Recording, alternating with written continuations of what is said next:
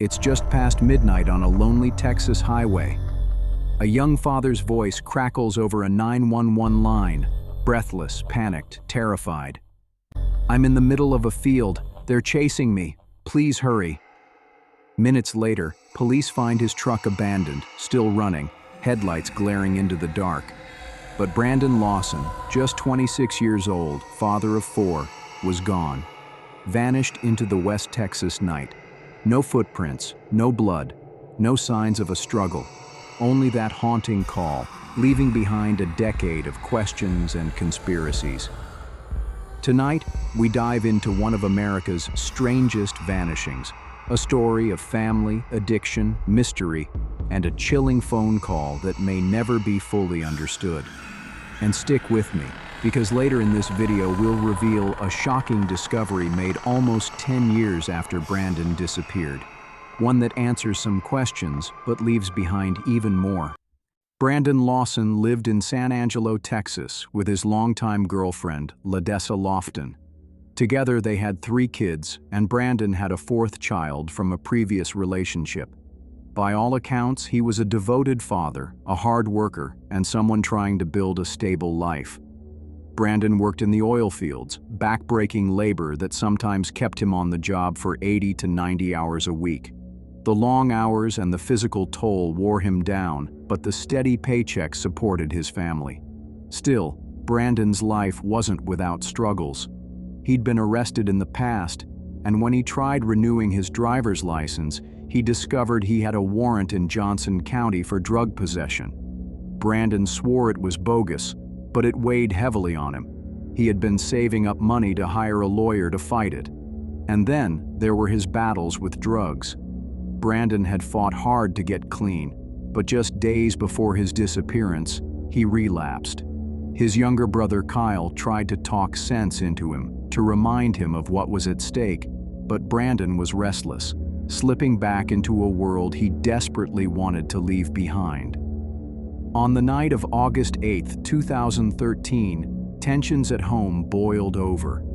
Brandon and Ladessa argued. They had a newborn baby in the house, stress was high, and Brandon stormed out around 11:30 p.m.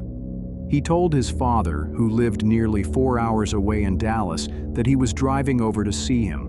That impulsive decision to hit the road in the middle of the night would set in motion one of the most enduring mysteries in Texas history. Brandon got into his silver Ford F-150 and started the long drive north. But less than an hour later, his plans were already unraveling. Around midnight, Brandon called his brother Kyle. His truck had run out of gas along Highway 277 near the small town of Bronte. Kyle, always willing to help, grabbed a gas can from Ladessa's porch, loaded up his wife and their young son, and set off to meet him. But while Kyle was driving, Brandon's calls grew stranger. He told Kyle that people were chasing him. At one point he said, "3 Mexicans are after me." His voice was frantic, his words jumbled. It was hard to tell if it was bad reception, panic, or the effects of drug use. Then came the call that changed everything. At 12:53 a.m., Brandon dialed 911. The recording is chilling. "Yes, I'm in the middle of a field. I pulled some guys over. We're out here going toward Abilene on both sides. My truck ran out of gas. There's one car here. The guy's chasing me into the woods. Please hurry." The dispatcher, confused by his breathless words, asked if he needed an ambulance. Brandon first said yes, then quickly changed it to, "No, I need the cops." For a man with an active warrant, calling the police was the last thing he'd normally do. Whatever was happening out there, it was terrifying enough that Brandon begged law enforcement to come. Minutes later, Brandon called Kyle again, saying he was bleeding and still being chased. His words were broken up by static, panic, and what sounded like running. By 1:10 a.m., Kyle arrived at the location where Brandon's truck sat on the side of the highway. At that same moment, a sheriff's deputy also pulled up.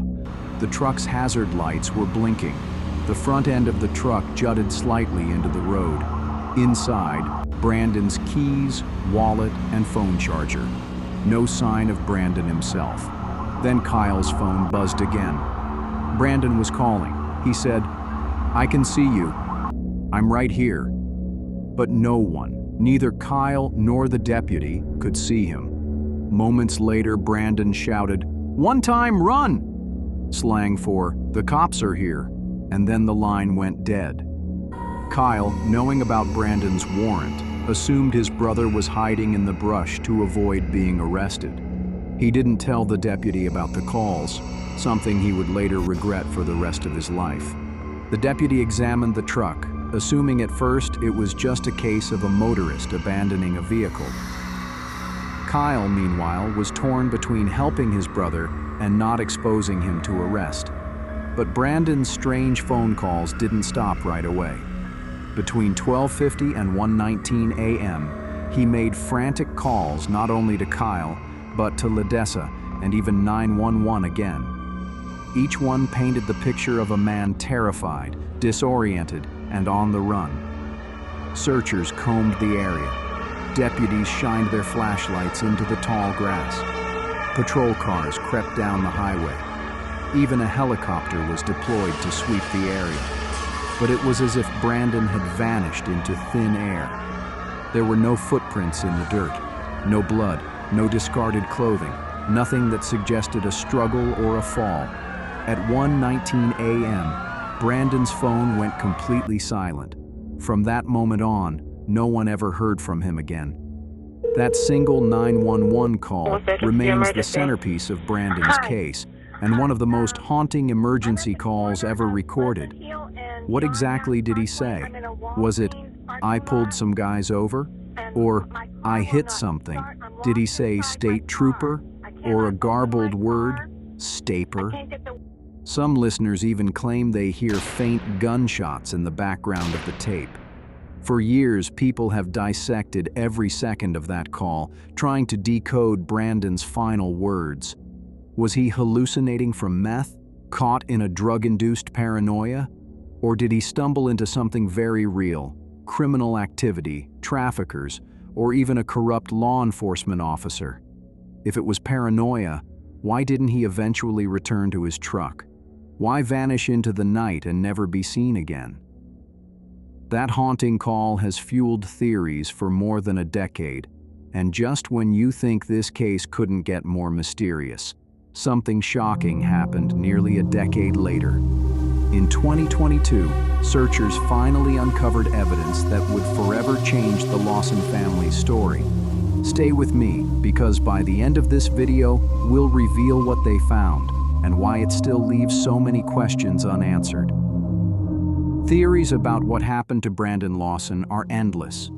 Some believe he fell victim to foul play, that the men he described chasing him were real, and that he ran into criminals operating in that remote area. Others argue his drug relapse triggered intense paranoia.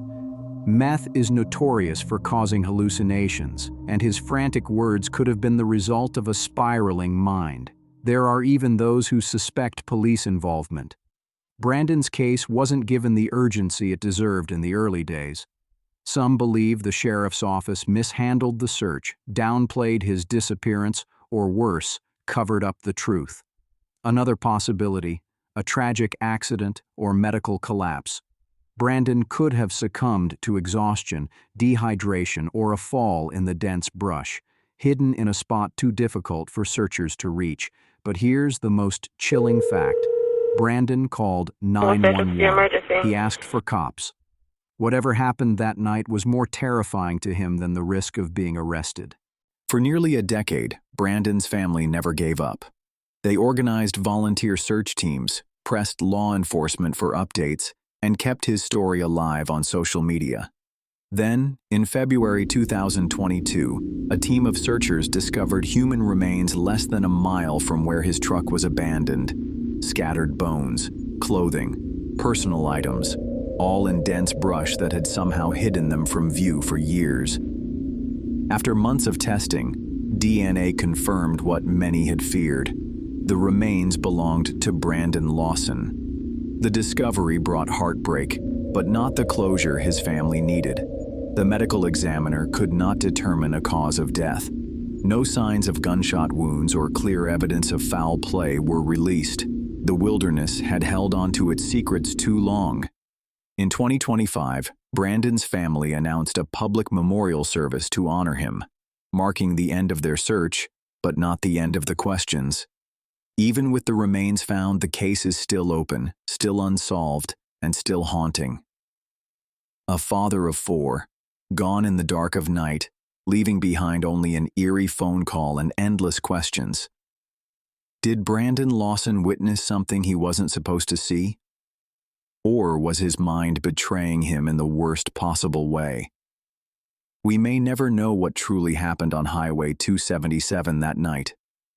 But what we do know is this: his voice, captured forever in that chilling 911 call, continues to echo, reminding us how fragile the line is between safety and disappearance. What do you think happened to Brandon Lawson? Was it paranoia, foul play, or something stranger? Let me know your theories in the comments. I'll be reading them. And if you found this story compelling, don't forget to like this video, subscribe for more true crime mysteries, and join me next time as we uncover more stories that refuse to stay buried.